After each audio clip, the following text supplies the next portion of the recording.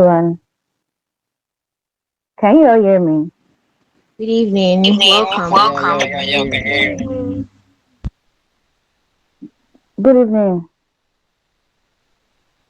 Please, if you can hear me, kindly react, please. Okay, all right. Good evening, everyone. I welcome you all to the Writers Conference 2025, and my name is Elizabeth.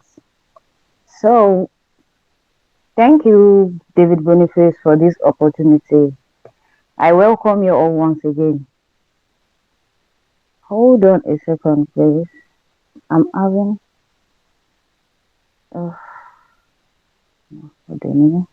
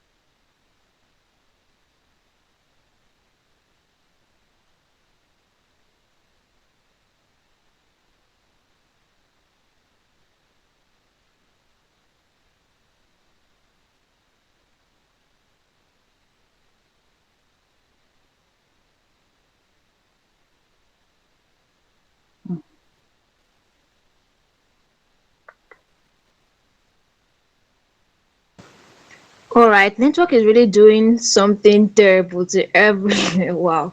Network is really doing something terrible. But just hold on. Exercise a little patience. I believe that this will be sorted out in the next few minutes, probably in seconds. Okay. So hold on, please. I'd love to see your emojis if you can hear me as well. Thank you. Thumbs up would do. A thumbs up would do. Thank you very much. Thank you. Just hold on. She'll be right back with us. She'll be right back shortly. She'll be right back here. Meanwhile, before, all right, Can you all hold hear me? on. Good evening, everyone. Okay. Can you hear me?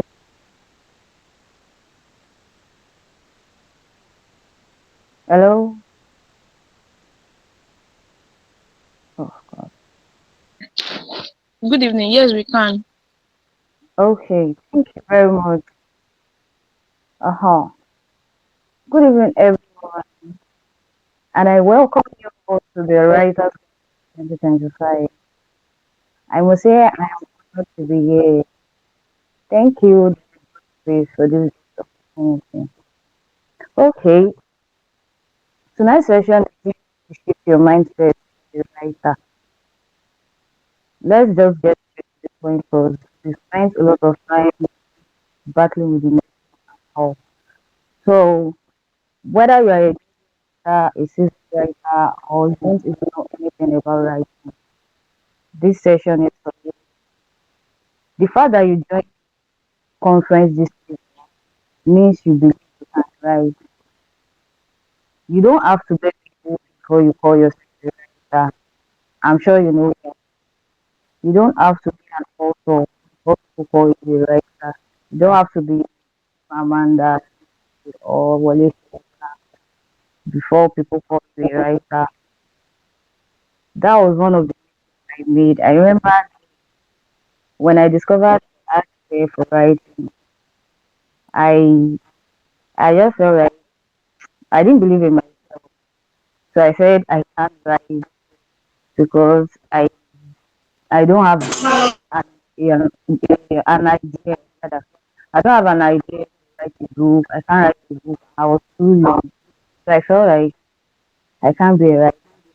Even my parents and my friends believed in me then. Because my dad, when he wants to write a job proposal for himself, he would call me and tell me to draft something and it will come out well. But then, even my friends, they will call me writer, you are good at this. But I felt like, no, this thing is not for me. So this evening, where am I driving at? This evening, before we begin this session, I want you to work on your mindset.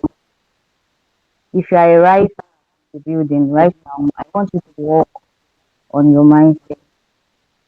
So if you think you can't write, then you can. If you think you can, then you can. So wherever you are tonight, I want you I want you to tell yourself that I can write. Yes, you too can write. Are you with me?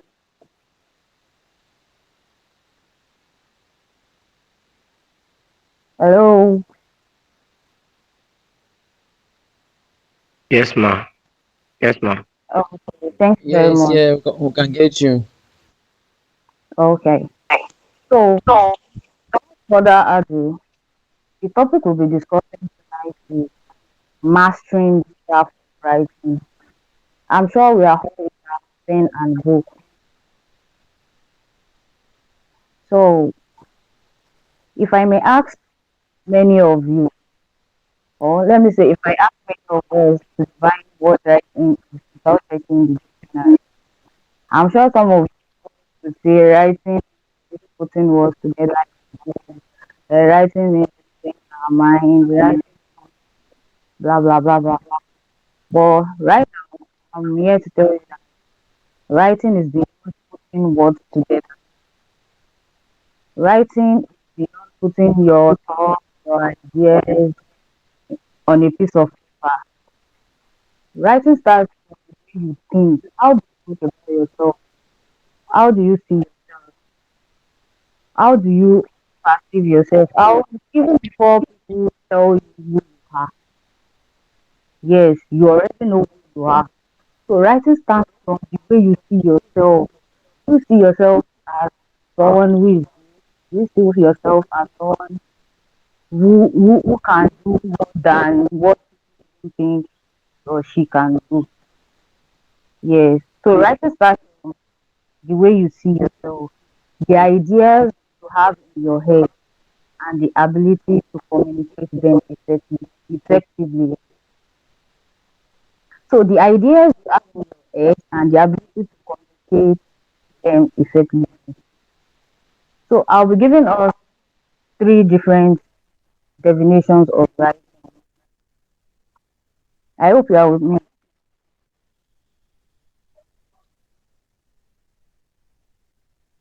Please, can anyone answer me? Yes, ma'am, we can hear you. Okay, thank you very much. So the first definition, writing is the process of using symbols, letters, alphabets, and space to communicate thoughts and ideas in written form. Now, writing is the process of using symbols. We all know symbols like symbols, letters, alphabets, space. Let me emphasize on space. For instance, now you can't write without spacing your words. If you don't space your writing will look meaningless, everything will be jammed up together, and people will be like, I can't even read it, and it looks as if you are not even communicating anything at all. So, writing is the process of using symbols, letter, alphabet, and space to communicate your thoughts, ideas, in a written form. Now, the second definition, writing is a form of artistic expression that allows individuals to convey thoughts, emotions, ideas through written words. When we say artistic expression, what does that mean? When something is in an art form. I remember when I was in primary school, I don't really like reading novels, storybooks when they don't have pictures in them. Why? Because those pictures in those storybooks they give me the mental picture of what I want to read. So writing creates a mental in your head. It's an artistic expression that convey that makes you convey your thoughts, your ideas, emotions in written words. Now the third definition, writing is a way to share our knowledge, our experts, and our experience with others, contributing to personal and collective growth. Writing is the way you share your knowledge. For example, as a writing coach now, I share my knowledge with my students. So without me writing, without being a writing coach, how will I share my ideas with others? You see some people they write book, we have ebook. Some people just write ebook and start reading them and you be like, wow, this person wrote this book, like this book is full of value. Why? Because the person wrote his or her ideas, knowledge down and you were able to and understand it. So writing is a way we share knowledge, our expertise and our experience. For example, you can read some people's biography. From there, you be like, wow. So this person has a lot of experience in this. This person has a lot of experience in that. It's like writing is a way we share our knowledge, our expertise, and experience. Now we are moving on to the act of writing. The act of writing. A. The art of writing comprises of various techniques and structures used in writing compelling content. Now, what are the methods in writing content? Yes, those are the art of writing. There are some write up you will see and you'll be like, wow, this thing is catchy. Just get time and you feel like you've thrown away, you want to continue reading. The person mastered the art of writing. That was why it was able to catch your attention to read more. So every content has its own purpose. It is either the content is written to inform you, to sell to you, to educate you, to persuade you, to entertain you. So when you master the craft of writing, it makes your reader think a step further, either react to you or follow your page or want to learn from you. So when you master the art of writing, writing becomes very difficult. You won't even stress yourself before you think of what you want to write. You won't even feel like I don't feel like you might feel like you don't want to write today. But when you master the art of writing, writing will be very easy.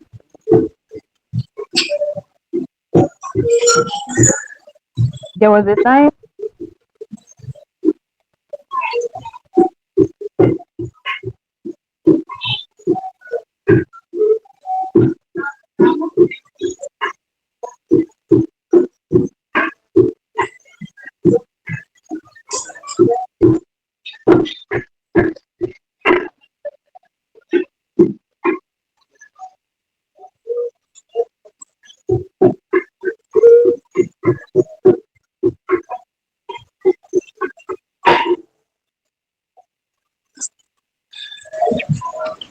Mr. Moses, turn off your mic. You're disrupting the class here.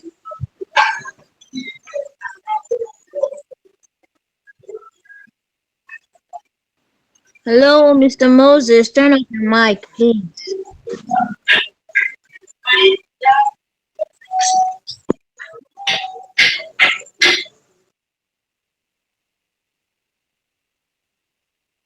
Thank you.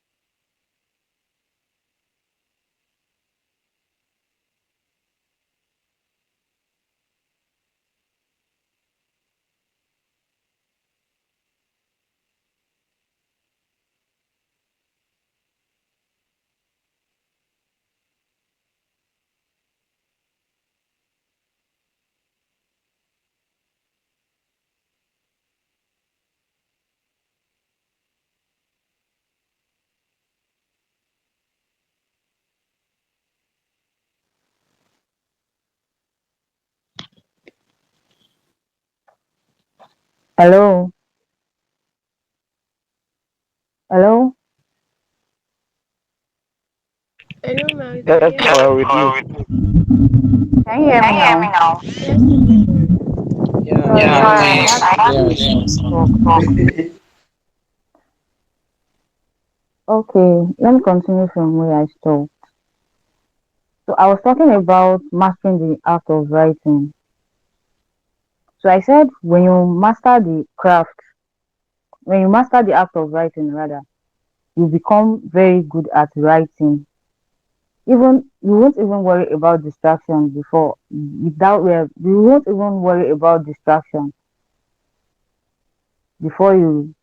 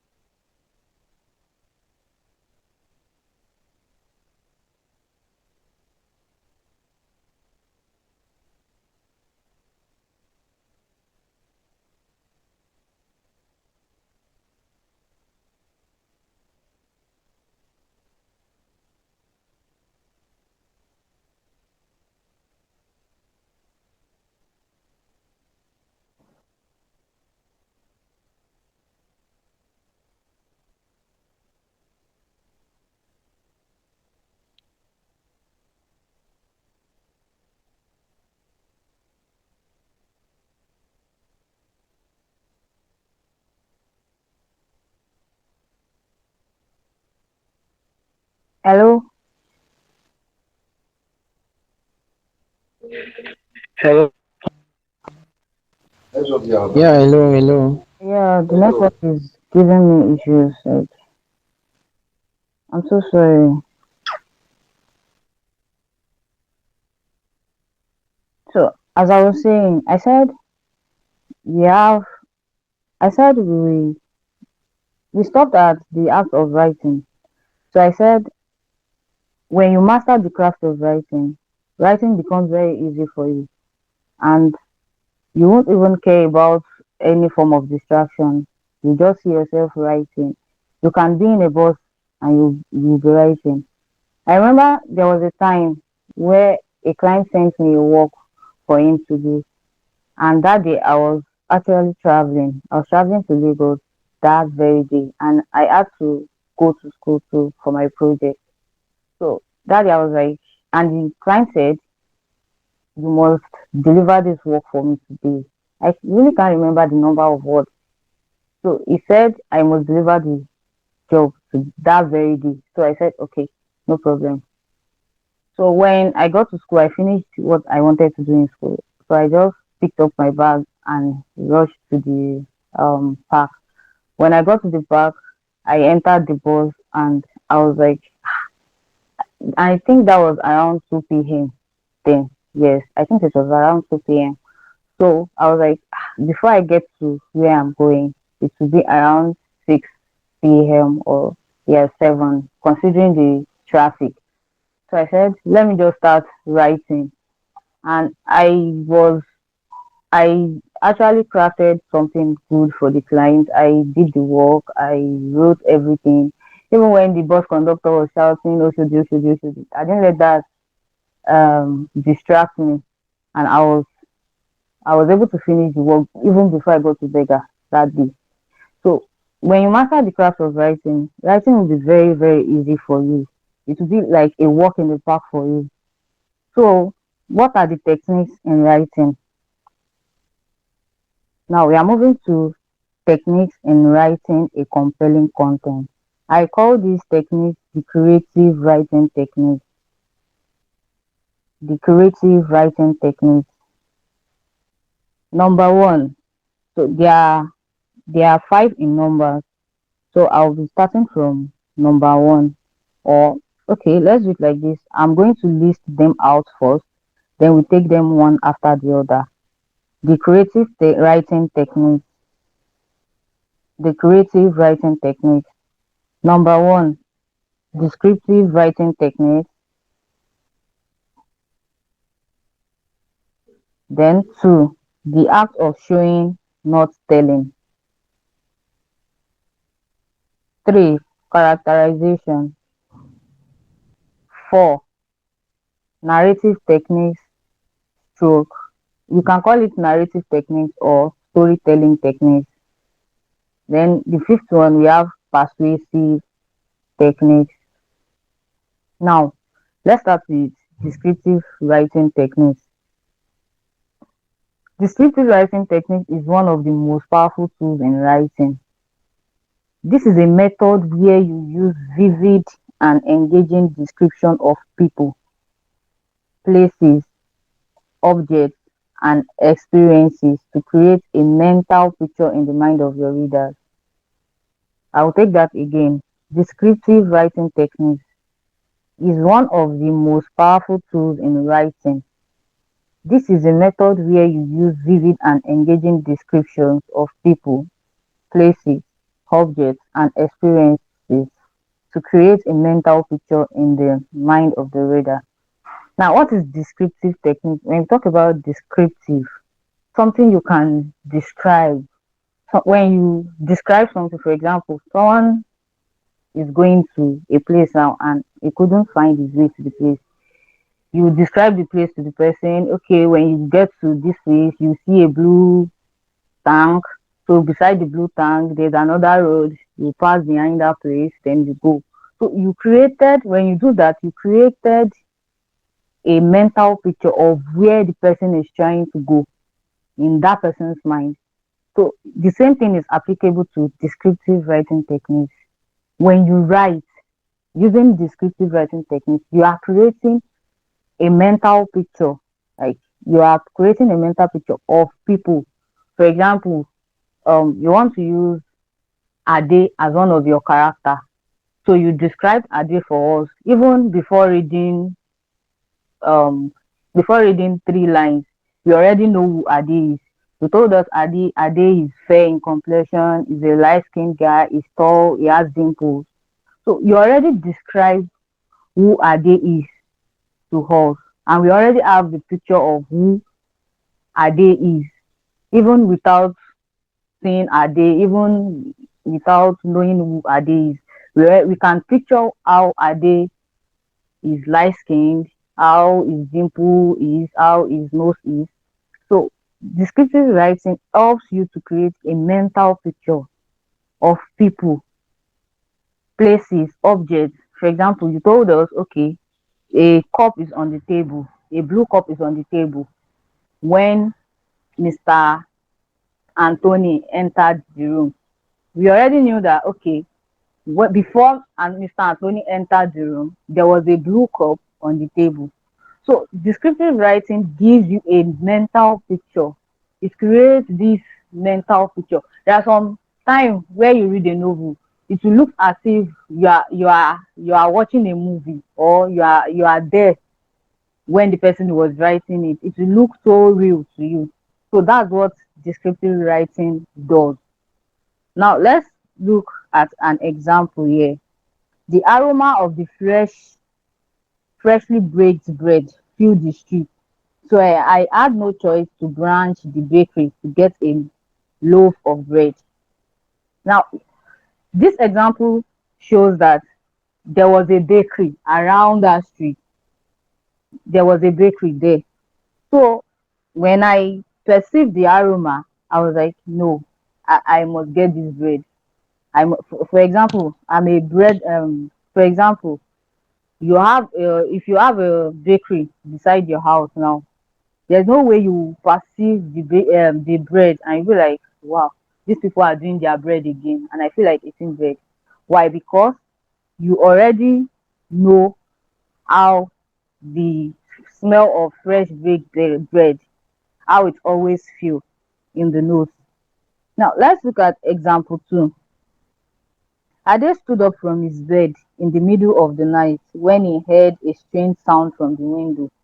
He went straight to where he kept his gun and he was ready to shoot. When he discovered it was a hair blowing the nylon, when he discovered it was a hair that was blowing the nylon beside the window, he was he was disappointed. Now, this can happen to any one of us. You might be sleeping and you can just hear a strange sound. When you hear a strange sound, you'll be at alert. You wake up and be like, where is that sound from? So Ade stood up from the middle of in the on Ade stood up from his bed in the middle of the night when he heard the strange sound and he took his gun. But when he saw that it was the lion that was making the sound, he was very disappointed. This gave us the picture that, okay, Ade was sleeping, he was on his bed, and he stood up from his bed to take his gun. Descriptive writing gives you this picture that makes it look like you are like if you are looking at something in reality. Do you get what I'm trying to say? Now let's move to the second one, the art of showing, not telling. The art of showing, not telling. When they say you are showing and you are not telling, that means you are showing people something, but you are not telling them this is what this thing is. Now let's look at the definition. These techniques involve the art of showing, not telling is a technique that involves writing in an actionable manner. What do I mean by that? Instead of telling your readers what is about to happen, you are showing them what happened or what is going to happen through your words by incorporating a sensory language. Let me take that again. The art of showing, not telling is a technique that involves writing in an actionable manner. Instead of telling your readers what is about to happen, you are showing them what happened or what is going on or what is going to happen through your words by incorporating a sensory language to describe what the character sees, hears, smell, taste, or feel. Is just let's take the previous example. When I say I use the example of a freshly baked bread,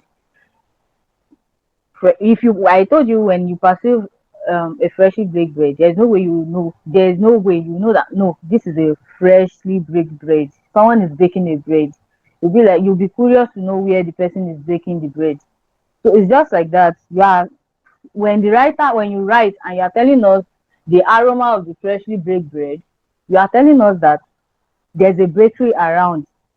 even without telling us that directly telling us that there's a bakery around that area. Now let's take this example. She was very sad. You are just telling us very sad. This is telling. I'm taking the example of telling now. I'm going to give you example of showing just to compare the two. Now, telling, she was very sad. For example, maybe you're writing a novel or you're writing a fiction story and you're telling us, okay, she was very, you just wrote she was very sad. People will be like, so, she was very sad. We know she should be sad. But when you tell us in this manner, you feel that emotion. You will feel that emotion. There are sometimes you read novel and you start crying. Why? Because the writer made the writer made gave us used a sensory language rather. The writer used a sensory language. That was why you were able to feel that emotion in what he wrote in the story. Now let's pick showing now. Her eyes dropped. She let out a deep sigh as she stared blankly at the wall. Let let's let me give you this example. At times, there are times you want to cry and you don't want people to know you want to cry. What will you do? You raise your eyes up, you stylishly look at the wall so that people will not know that you want to cry and the water will start dropping little by little. So when you use that kind of sensory language, you are actually showing us what happened instead of telling us this and this and this is what happened. This is what happened to Ade. This is what happened to. Instead of telling us she is sad or he is sad, they are telling us, okay, this was what happened. He faced the wall or she faced the wall and he looked up. He doesn't want the tears to drop. And but finally the all tears later dropped from his eyes. So that is an example of act of showing and not telling. You are showing us, you are giving us vivid picture of what is happening. Now, I'll give us another example. Telling, he was nervous. You are just telling us he was nervous. So, we know he should be nervous. In that kind of state he is, he should be nervous. But showing, when you are showing us, his hands trembled as he held his fowl. Let's take, for example, a man went for an interview. So when he got to the office of the director asked him few questions and he wasn't able to answer. So he was nervous. He just told us he was nervous. It won't really look real to us. But when you tell us his hands trembled as he held his fowl and his voice was shaking, you created a picture of what is happening. You can imagine how, even without, when you are reading that story, you'll be like, okay, his hand was shaking, it was shaking like this. You were able to picture what was happening. So you are showing us, you are not telling us what actually happened, but you are giving us a picture of what happened. I hope you understand what I'm trying to say. Please, if you are with me, drop the thumbs up emoji, please.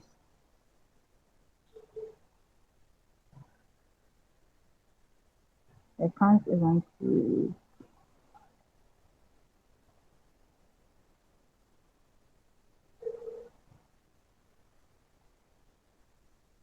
If you are with me, kindly, please, can someone unmute your mic and speak, please? Are you still with me? Yes, yes, Yes, yes. ma. We are still here. Okay, thank you very much. Yes, ma. So let's move to the third one, which is characterization. I will Let me give us the definition. Characterization is the process of creating and developing characters in a story. It involves revealing character traits, motivations, and personality through techniques. I'll take that again. Characterization is the process of creating and developing characters in a story. It involves revealing characters. Sorry, it involves revealing character traits, motivations, and personalities through various techniques. Now, characterization. There's no way you write a fictional story where you won't have character, where you won't have character rather. You have the father, Elizabeth is the father, Ade is the Elizabeth is the mother rather, sorry. Elizabeth is the mother, Ade is the father, Bemisola is the sister, is their only child. So you are giving us, okay, a picture of who we are to meet. You are telling us who we are to meet before we read the story. Now, types of characterization. We have two types of characterization. We have direct characterization and we have indirect characterization. So let's take direct characterization first. Direct characterization is that you are directly telling us, the reader, about your character trait. You just tell us, okay, Ade is a boy. He is so kind and compassionate. Or you tell us that, okay, Gbemisola, the only child, she's a chubby and she's a spoiled child. She doesn't even have regard for anybody. So you already describe who the character is directly, without beating around the bush. Directly, you already know who we want to read about in your story. But let's look at indirect characterization. Indirect characterization is showing your character traits through actions, dialogue, and description. Let's take example. She smiled warmly as she greeted the strangers, offering them a cup of coffee. The writer didn't tell us who the person is. She just told us that she smiled warmly as she greeted the strangers, offering them a cup of coffee. When you read this, you already know that this person should be a nice person. For her to offer strangers a cup of coffee, strangers a cup of coffee, wow, that means this character we're about to read about is a nice person. So the writer stylishly described who we are about to read about without even telling us anything about her. But we already knew that, okay, she's a nice person. She has a warm smile. She's accommodating.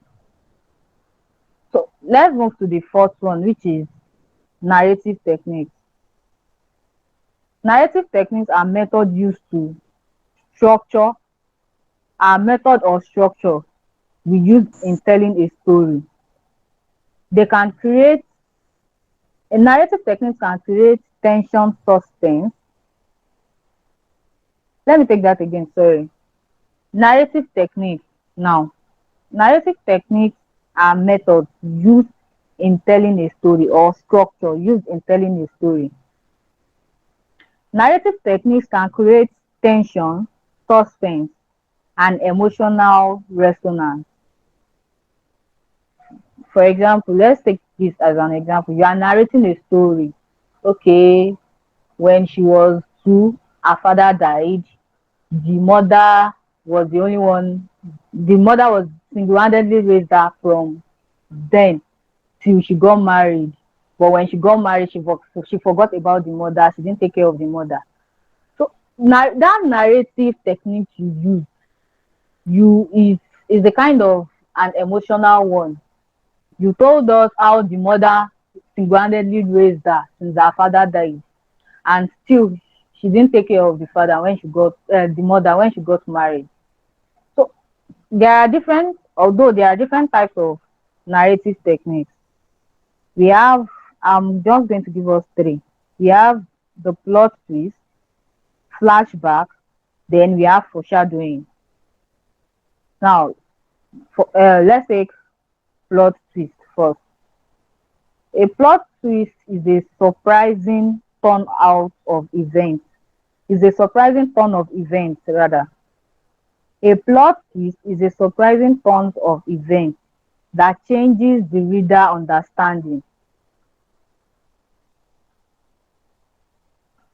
I'll take that again. A surprising, please hold on a second. I'll take that again. Oh, God. I'll take that again. Type of narrative techniques now.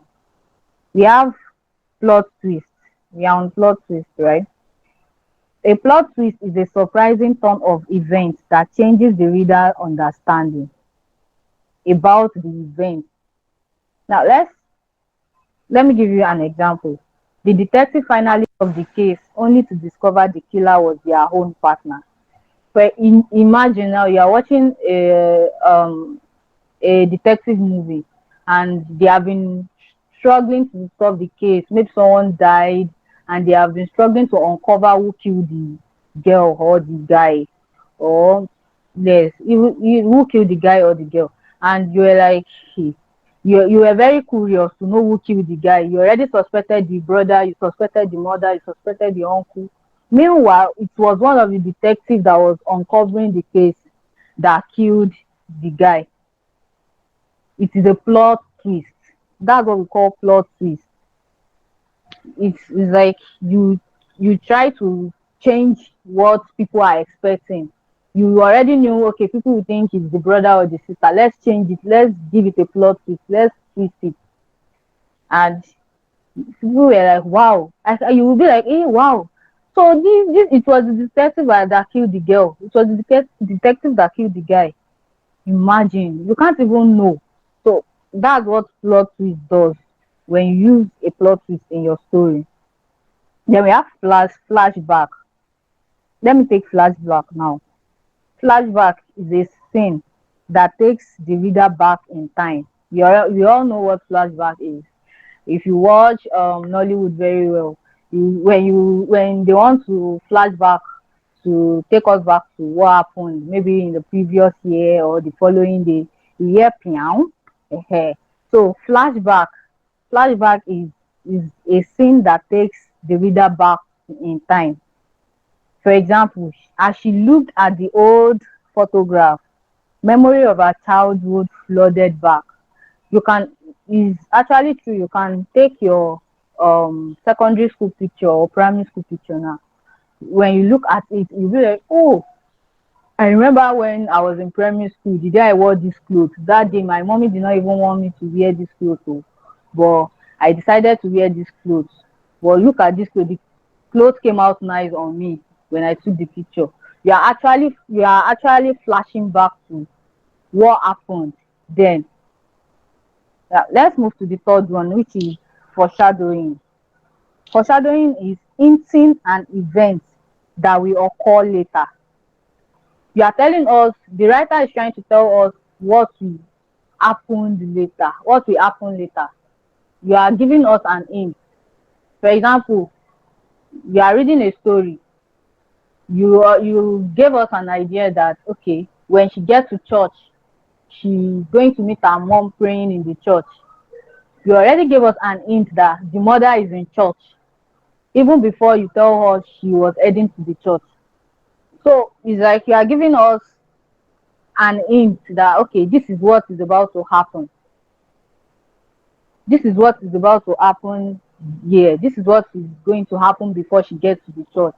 Or maybe you are reading a story and you already knew that the writer already gave you an hint that, okay, they are going to shoot the girl before she gets to where she's going.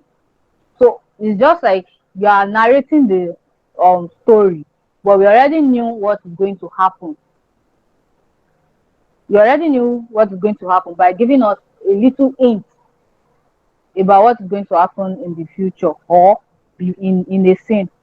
Now the fifth one, we have persuasive techniques. Persuasive techniques. Persuasive technique is commonly used when you want to adopt a particular point of view. It is commonly used when you want to adopt a particular point of view or you want to take a decision or an action. For example, I want to sell my book now, my ebook, and I was like, okay, this my ebook. Oh, if you buy it, you are going to see a lot of techniques where how you are going to build your brand, how you can build your brand, how you can get clients through your brand, how you can get more followers through your brand. I'm trying to persuade you by telling you what you will meet in the book.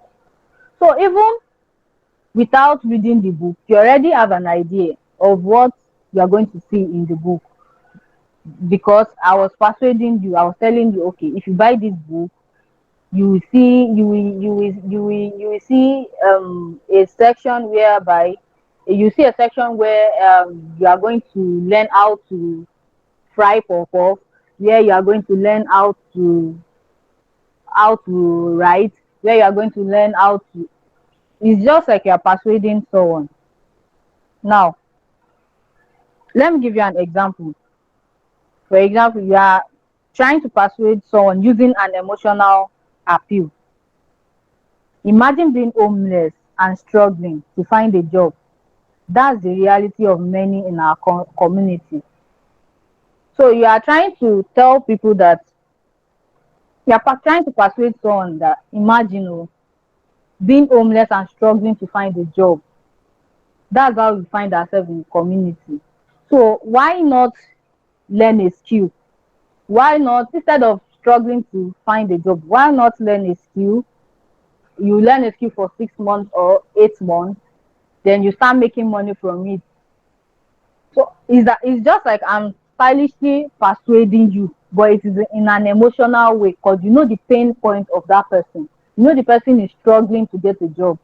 So you are using that pain point to persuade the person to take action.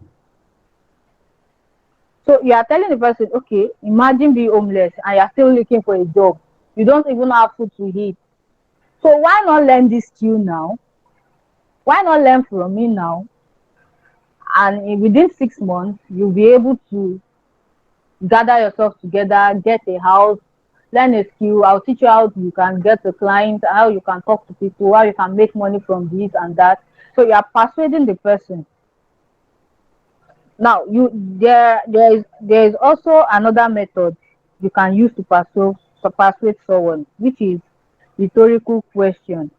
You are stylishly asking a question. Meanwhile, you are persuading the person. Let me give you an example of that. How can we justify ignoring the needs of our most vulnerable citizens? Yes. How can we just ignore the needs of people in the country? People that are still trying to make ends meet. We can't ignore them. So we have to bring them together, teach them how to learn a skill, teach them how to make money online, even without leaving their house, how to make money online from their comfort zone. So it's like you are stylishly using question to persuade them. You are using question to persuade the reader that why will we be ignoring the needs of our people in the why will we be ignoring the needs of our people in the country? We can't ignore them. We have to empower them. We have to teach them how to make money with their skills. So that is also a technique you can use to persuade people. Now we are moving to the next topic, which is the structure of writing. I call it the HBE of writing. The H, B, and E of writing, which are the headline, the body, and the end. We have three structures of writing. I call them the HBE of writing. We have the headline, the body, and the end. The headline, the body, and the end. Now I'll go with the headline. The headline first. The headline is the title or heading of a piece of writing or content. Its purpose. What is the purpose of writing an headline? Its purpose is to grab the reader's attention, convey the main topic, and entice them to read further. Yes, that is the work of an headline.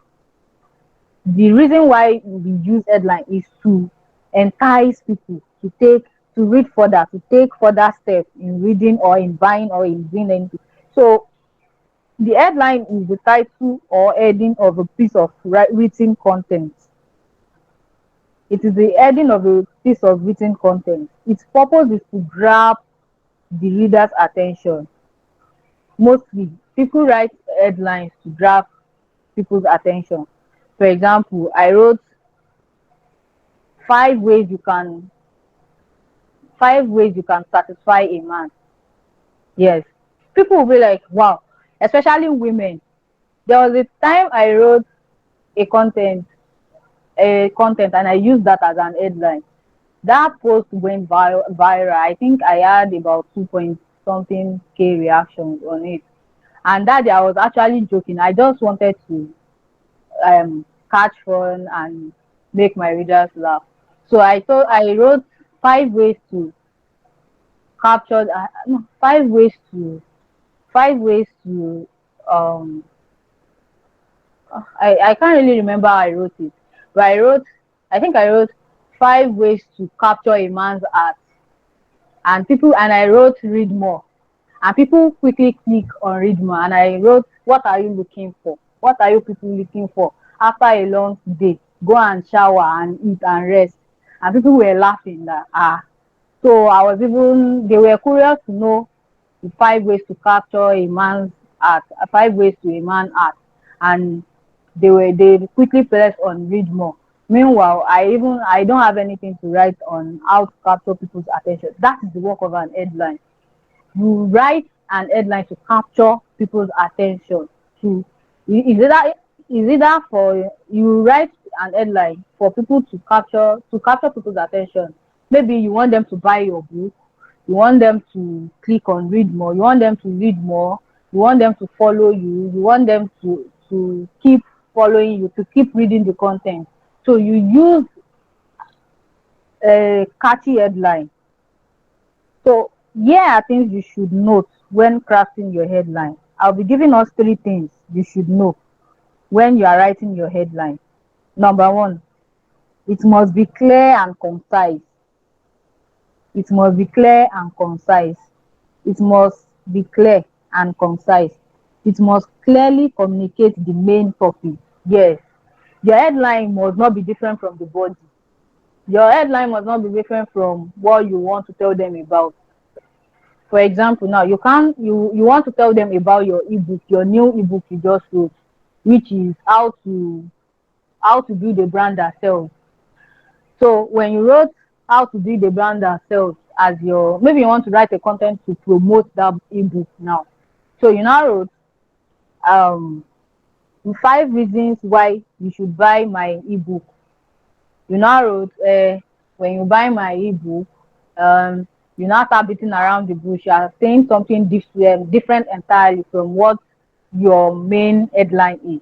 So your headline must be clear and concise. It must capture the reader's attention. It must grab their attention rather. It must grab their attention, and it must be clear and concise. Now the second one is it must grab the attention of the reader. It must have actionable verb. It must have action verb, questions or statements that captures their interest. I'm saying it must have a statement that capture their interest. For example, let's say why you need why you need to buy a foot mat in your house, or why you need to have a foot mat in your house. People will be like, is I don't even have a foot mat in my house. Is it really necessary to have a foot mat in my house? But people want to read that reason why you said they must have foot mat in their house. So you have actually grabbed the attention of your reader to read more, to know why they need to have a foot mat in their house. So that is a question headline. Then the third one, it must be relevant to your write-up. I already said this before, that your headline must be relevant. It must accurately reflect the content. It must accurately tell us what the content is all about. It must not be different. Now let's move to the second topic, second point, which is the body.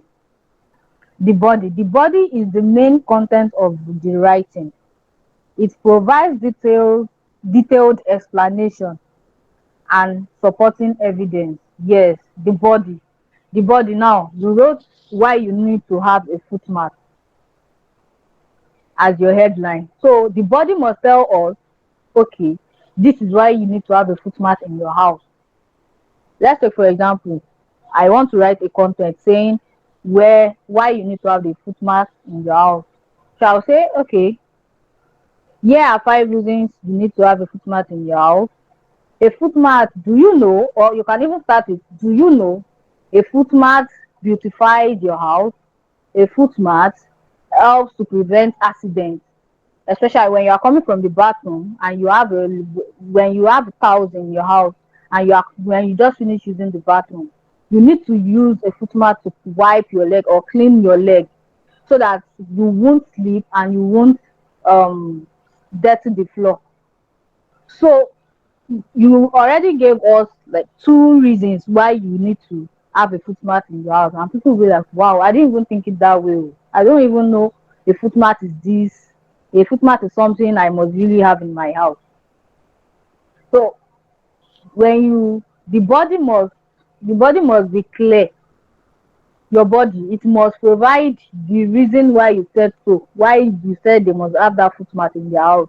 If your body is telling us something different, that means your content is not contenting. So what are the things the body of your content must have? Number one, it must have a clear structure, organized in paragraphs or sections. Yes, the body of your content must have a clear structure, organized into paragraphs or sections. The body, you have paragraph one where you told us, do you know footmat is very important in the house? Without a footmat, your house will be looking blah blah blah blah blah. You already gave us that on the first paragraph. Then the second paragraph, you tell us another reason why. You don't just write them together because you are still telling us no. At least, and one thing is that when you are writing, a paragraph must not be more than 7 lines. When your paragraph is more than 7 lines, it's no longer a paragraph. Yes, your paragraph shouldn't be more than 7 lines, just one paragraph, and then you space again, then you continue another paragraph. So the second reason why the body of your content is important is why sorry. The second reason, sorry, the body of your content must be relevant. That's the second one. It must support the headline and provide value. The body of your content must be relevant. It must support the headline and provide value. Yes, the body must support the headline. They must be in line with each other. They must be in line with each other. I think I've explained that before. Then the third one, your body must be engaging. Yes, the body of your content must be engaging. It shouldn't be boring. The body of your content shouldn't be boring. When people read the body of your content, they'll be like, wow, okay, this content, okay, okay, okay. When the body of your content is boring, people will be like, "See, I'm not even interested again." But she actually wrote a catchy headline. That was what made me read this content. Now the body is not even, I don't even understand what I'm reading anymore. And people will be like, oh, they'll just go past your post when they see your post next time. So when the body of your content is engaging, you can actually use storytelling. For example, let's take this. I'll still use this footmat of a thing as an example. Why you need to have a footmat in your house?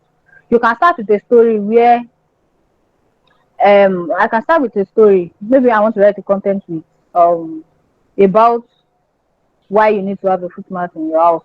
So I can start with I remember one of my neighbor, or There was a time my neighbor was washing clothes in his bathroom, and when he left his bathroom, his phone rang in the room, and he wanted to pick his phone in the room, and he mistakenly slipped because of the foamy stuff on his leg, and he mistakenly slipped and he fell and he hit his head on the wall and he died.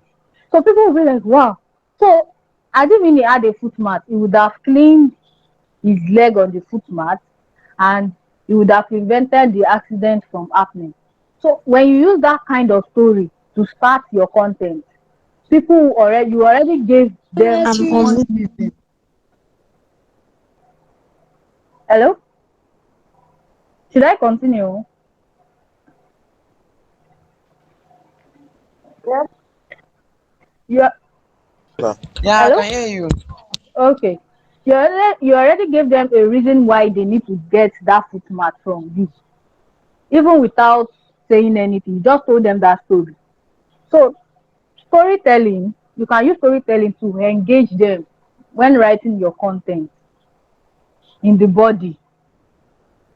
So let's move to the last one, which is the end. The end. The end is also the conclusion of your content, the conclusion of your story or content. The conclusion summarizes the main point, the key message, and leave a long lasting impression. Yes. The body is just like the conclusion, is the summary of everything you said so far in just 3 lines or 4 lines. That's just the conclusion is all about. That's what the conclusion is all about. It's all about, you just need to write in 3 lines, this is what I wrote, blah blah blah blah blah blah blah blah blah bam. In 3 lines or four. Your conclusion shouldn't be more than 4 lines or 5 lines max. So you just summarize, you recapitulate the main point. You tell us, okay, you give, if for example, if you are writing a content maybe to sell, you can just put a call to action, a CTA, to encourage them to take action to buy. You can use a CTA, you can use a summary, you can use a story, a memorable short story. You can leave a short word. You can leave a quote in summary, just to summarize what you wrote. What you wrote, yes, just to summarize what you wrote. You can just write a quote according to Brain Tracy. He said so so so so so so. So if you do this, you do that. That will tell us that okay, you've ended this content. Okay, this is the conclusion. You've concluded what you wanted to say, what you are trying to tell us. So now I think this should be the last phase of this class, which is fundamentals of good writing. What should a good writing look like? What When you are writing, what are those things your writing should have? What are the fundamentals of good writing? How do you know your writing is actually good? How do you know, okay, this content is good? What are those things it should have? Number one, clarity. Number two, conciseness. Number three, coherence. And number four, simplicity. So if you want to know this writing is superb, this writing is great, this writing is full of value, you need to look out for these 4 things in your content to actually know if this writing is a good writing, is a good content. This content, this book is actually straight to point. It actually contains value, or before you can call it a good writing, a good piece of content, you need to look out for 4 things, which are clarity, conciseness, coherence, and simplicity. Now, what is clarity? Clarity is one of the important things you must take note when you are writing. Yes, you must take note of clarity. Is this content even clear? When you read it, is it even clear to me? Do you understand what you wrote? So I call clarity a foundation, the foundation of the house. Yes, it is the foundation of your writing. It's the foundation of the house. You see, clarity does not even involve having a rough idea in your head. Clarity, it doesn't. I mean, I want to write this. I just have one rough idea in my head. Let me just write it down and bam. I want to post this content. No, you have to be clear. You have to be clear about your idea. Your idea has to be clear enough before you put it down. So clarity involves having a clear idea about what you want to write. You must have a clear idea about this piece of content. Okay, I want to write this. I want to write that. I want to write content on purpose. So I need to be clear on what purpose is. How can I know my purpose in life? So you need to be clear before before before you say, okay, I want to write. You need to have a clear idea. So clarity involves having a clear idea. And when your writing is not clear, people start saying, some people might even be like, "Ah, what is this person trying to say? I don't even know what this person is saying." They'll read you at times. I do come across some content and I'll be like, "Ah, is this person start trying to tell us that we are going to buy a book, or the book is on sales, or we are going to pre-order the book, or she's selling the book, or she has not even written the book." So you'll be like, "Ah, what is this person trying to say?" Why? Because the person's um, content is not even clear enough. So your before you write, or before you click on publish, before you write any book, you must have a clear idea. So when you have a clear idea, make sure you write your idea. Make sure you convey your thoughts in a clear manner, very easy to read and understand, without racking your brain that, "Ah, what is this person trying to say?" Without confusing your audience that, "Ah, I don't even know what this person is trying to tell us." So that's what clarity is all about. Let me give us an example. I'll give us one example, which is the manager gave instructions to the team regarding the new project. If I just walk up to someone now and I tell you, okay, I tell the person the manager gave us instructions to the team. He gave instructions to the team regarding the new project. You will, ah, what new project? What is the project all about? But if I walk up to the person and say, the manager told the team that the new project will be launching on Friday, the new project, the house project will be launching on Friday. The person already, even if the person doesn't know about the house project before, the person will be like, okay, the house project, there's a house project that they are working on, and it will be launching on Friday. So it's very clear and concise. So when your writing is clear, it makes it easy for your readers to understand your message without even stressing themselves to read much. Even reading 3 lines, you already know, okay, this is what this person is trying to tell us. So let's move to the second one, conciseness. Conciseness is right in writing refers to ability to convey your message or ideas clearly, if or effectively, using fewest words. Fewest words. Conciseness is about being direct. Yes, you need to be direct. You don't need to beat around the bush. Your writing needs to be precise. It needs to be free of errors. You need to remove unnecessary words when you are writing. Yes, your writing needs to be straight to the point. Just straight to the point without telling us. For example, um, you want to tell us, okay, let me take this example. Ade told me that due to the fact that there was a lack of communication, the project was delayed. Yeah. Why is this person beating around the bush? Just go straight to the point. Tell us the project was delayed. Instead of saying, Ade told me that. You can simply say, Ade said the project was delayed due to poor communication. Simple. So the readers will know, okay, the project was delayed because there was a poor communication among the directors or the board members.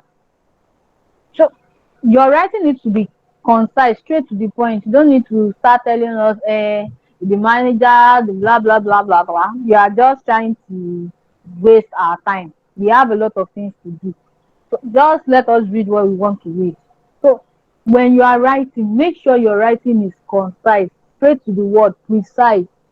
Avoid using unnecessary words. Remove unnecessary words from your writing, from your write up.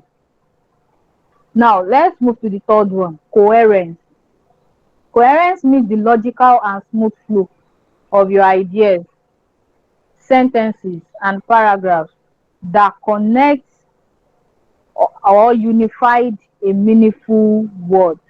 Yes, your coherence means a logical flow, a flow, a flow. When I say flow, for example, you are telling us, let's take this as an example. You are telling us, okay, when she got to the fuel station, there was no fuel, so she went back to where the bike man. Okay, let's take this as an example. She went to the fuel station.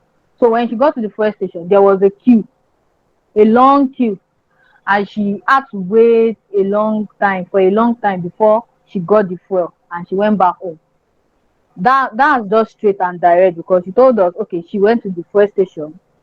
There was a long queue, but eventually she got the fuel and she went back home.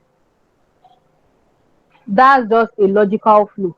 But let's take this as an example. You are telling us, okay, she went to the fuel station. On her way, she saw Mr. Kiniko. She saw you. You even told us you flash back again to when she was young. There's that in that kind of story. There's no flow of ideas. There's no logical flow in your idea. You are in your write up. There's no logical flow at all. You just wrote it. You are just telling us rubbish. Now let's move to the fourth one, which is simplicity. Simplicity refers to the use of clear, concise, and straightforward.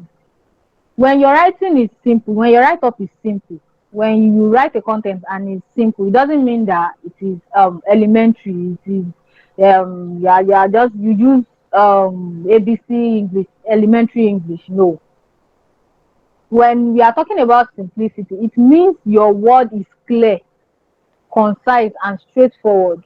You use straightforward language, easy to understand language. You didn't use big grammar that we have to carry dictionary before we understand what you are trying to tell us. Now let's take this as an example.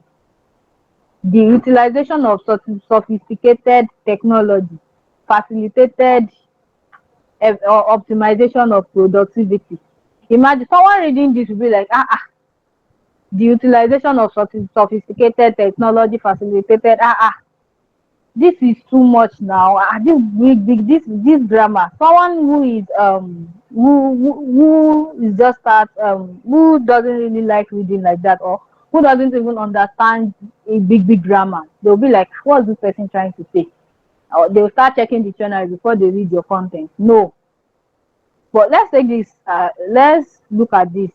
The use of advanced technology helps improve productivity.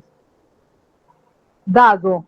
In a simple word, the use of advanced technology helps improve productivity. That's what you're trying to say, and you're using big grammar. You want to use it to blow up our head. So, when your writing is simple, it doesn't mean it's elementary. It means you are using readable language. You use readable language. You use straightforward language. You use easy to read language. I hope you get what I'm trying to say. Now, this is the last topic here. Of course, you can't write without editing. Editing is, there's no way you will write. There's no way you write your content. You must edit. You must edit it. So why do we edit? Before I move to why do we edit, what is editing? Editing is the process of reviewing. revising and refining your written content. Editing is a way you refine, you breathe life into your written content, you breathe meaning into your written content, you refine them, you are revising them. So why do we edit? We edit for clarity. We already talked about clarity. You already talked about clarity. So why do we edit? For clarity, so that your readers will be able to read and understand what you wrote. So that's one of the major reasons why we edit. So your content will be clear enough for people to read. Your write-up will be clear enough for people to read and understand. The second point is to remove errors. To remove errors. Why do we edit? To remove errors. At times when you are typing with your phone or even writing down your ideas or writing down a piece of content, you will just notice that I wrote S two times here. I wrote intentional two times. So when you don't edit, how will you remove the errors from the write up or from the content? So you need to read your content. You need to read and edit. Read all over and read it again. So you'll be able to fish out the errors from your write up. One of the method I use in editing is that I will just write my content. I'll just drive it.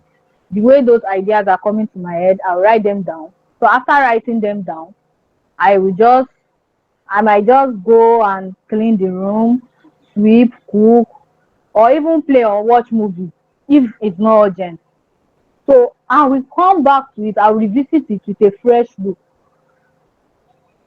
I think it's not even advisable to write your content immediately and start editing. Some people do that, but it's not really advisable. Don't write as you edit. Don't edit as you write, rather. Don't edit as you write. When you write, take a chill pill or try to distract yourself with something, then go back to that write up and take a fresh look at it. You see so many errors in it. So it is very advisable to to edit after maybe few minutes after, maybe 30 minutes. At times I use 30 minutes, at times I use 45 minutes to just take a break and come back to what I've written to take a fresh look at it. And I'll be like, when did I write intentional two times? So I didn't even see it. So it is advisable to edit your content. It is advisable not to edit your content immediately after writing.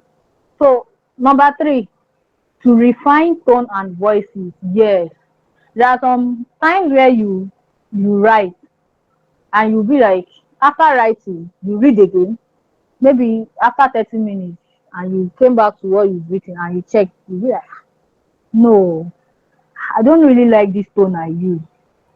Let me change the tone. Let me change this tone to a different tone. Let me use second person point of view instead of first person point of view. I think it would be better using third person point of view or second person point of view instead of first person point of view. So you can actually change your write up. You can change the tone and the voice of your write up when you are editing. Then the fourth one is for consistency in style. Yes, for consistency, for flow, for easy flow in your style.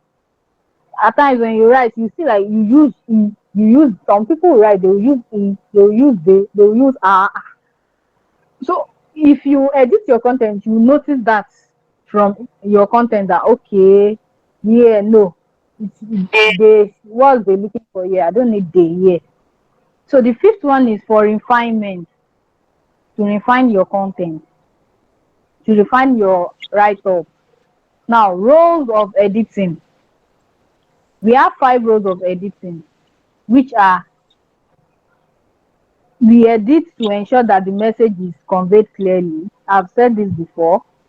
Number two, We edit to organize ideas logically, ensuring a smooth flow. I've explained this too. We edit to refine the tone and voices language, making them more engaging and well polished. The All right, fourth Miss one, Cud, please, you would love you to rounding up now because of the yeah, I'm others. done. I'm done. I'm done. So the fourth one is we edit to identify and fix drama, punctuation, spelling errors to ensure accuracy and professionalism. I think that's all for tonight. So I don't think I have anything more to say. That's all on that. So if you have any question, please kindly indicate.